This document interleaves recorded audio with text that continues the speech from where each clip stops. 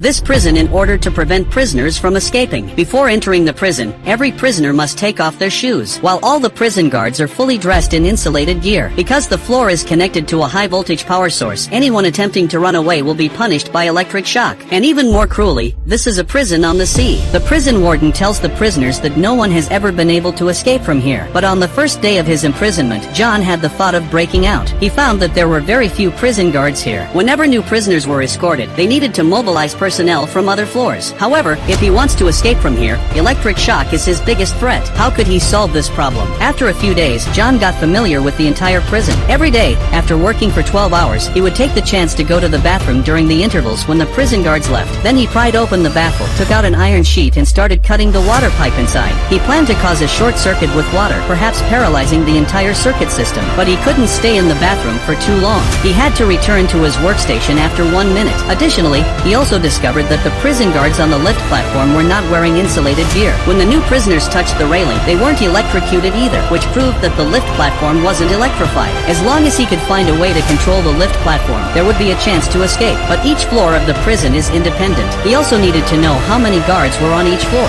John asked his cellmate, but Nick simply didn't want to tell him, because he only had 3 months left of his sentence, and he also persuaded John not to think about escaping, because no one has ever managed to escape successfully. But something happened the next day that threw Nick into complete despair. It turned out that a prisoner on the 4th floor who had just completed his sentence was re-imprisoned on the 2nd floor to continue working. To keep the news under wraps, the prison warden actually punished all the prisoners on the 2nd floor, warning them not to leak the news. Nick realized that all prisoners would only be shifted back and forth between the floors. They were simply impossible to be released. All that awaited them was hard work day after day, so he joined John's escape plan. The next day was the best time to escape.